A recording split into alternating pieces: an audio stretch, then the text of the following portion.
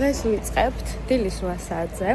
ახლა გამოვედით ჩემი სასტუმროდან და მივდივართ უფიცის გალერისკენ. ბილეთები ჯერ არ გვაქვს, თუმცა ძალიან off-season არის და თან არ მგონია რომ მაგის ბილეთები ამოიწუროს. ამ ვიდეოში დეტალურად მოგიყვებით უფიცის ნამუშევრების შესახებ და გაგაცნობ სხვადასხვა ისტორიას ფლორენციასა და მის ხელოვნებაზე. 1923 წელს ფაბრიანოს მიერ შესრულებული მოგვთა თაყვანისმცემა საერთაშორისო გოთიკური სტილის ნამუშევრის კულმინაციად ითვლება. სანდრო ბოტიჩელის ვენერას დაბადება ალბათ ყველას გეცნობათ. წესი თბილისშიც იყო გამოფენილი, თუ მართლა ნამდვილი ჩამოგვიტანეს. ნახატზე ვხედავთ ვენერას, რომელიც ნაპირს მოადგა თავისი დაბადების შემდეგ. იგი ზღვიდან ზრდასრული ამოიმართა. მარცხნივ ვხედავთ ქარის ღმერთ ზეფროს, რომელიც მას სულს უბერავს. იგი ჰაერშია და უჭირავს ახალგაზრდა ქალი, რომელიც ასევე სულს უბერავს ვენერას, თუმცა უფრო ნაკლები სიმძლავრით. ორთავეს აქვთ ფრთები.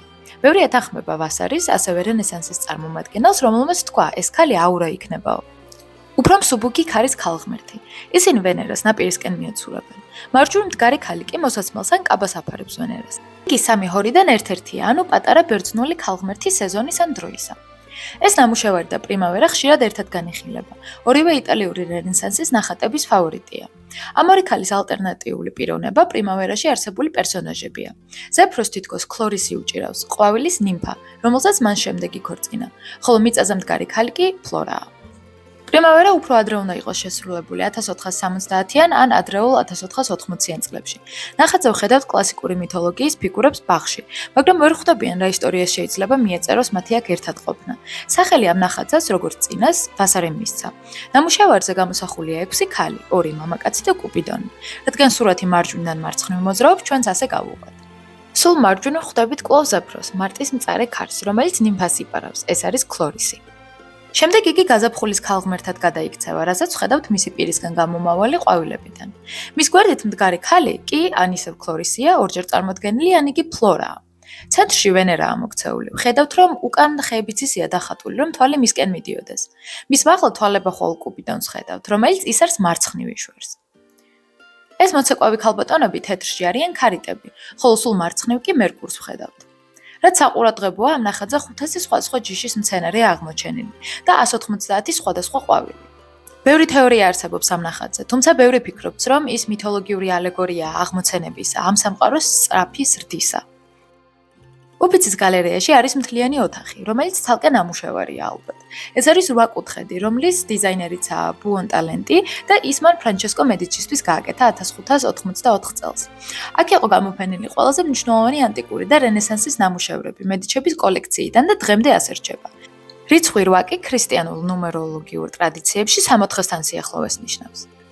იოს ვან კლევემ დიდი დრო ანტვერპში გაატარა და ეს უცნობი წყვილის ქორწინების სურათებიც მას ეკუთვნის. მისი უფრო ცნობილი ნამუშევრებია მოგვთა თაყვანისმცემის ბევრნაირი ვერსია, ღვთისმშობლის და ბავშვის ბევრი ვერსია და წმინდა იერონიმე სინანულში. ჰანს მემლინგის ეს ნამუშევარი დედა დოლოროსაა.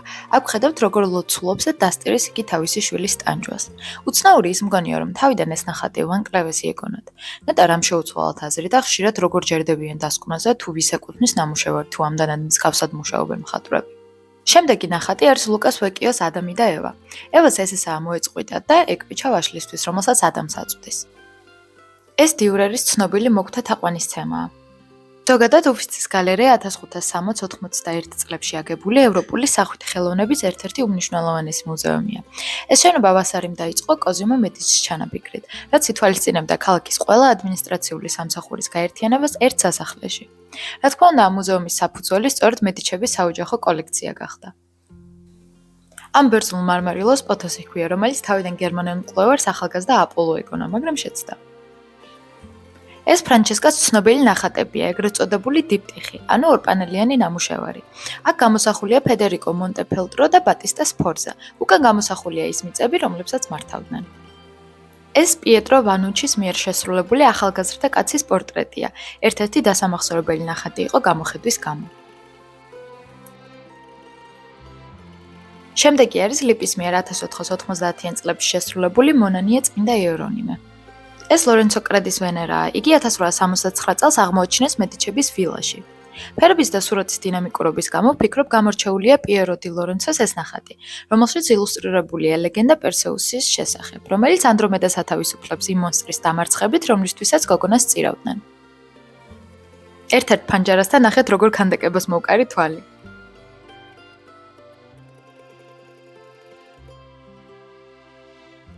ეს ლუკა სინიორელის მიერ შესრულებული ბოლო სერობაა. ქრისტეს ნათლობა ერთობლივი შესრულებაა ლეონარდო და ვინჩისა და მისი მასწავლებლის ანდრეა დელ ვეროკიოსი. ეს კი და ვინჩის მოკვდა თაყვანისცემაა. ეს მისი დაუსრულებელი ნამუშევარია და ვფიქრობ ამითიც უფრო საინტერესო, რადგან შეგვიძლია მისი უბრალო მონასმებიც კი დავინახოთ.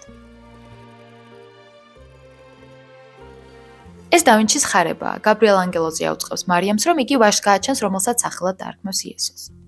უფიცის გალერეა ორსართულიანია, თუმცა ამან არ შეგაცდინოთ, მინიმუმ 4 საათს თავისუფლად დახარჯავთ.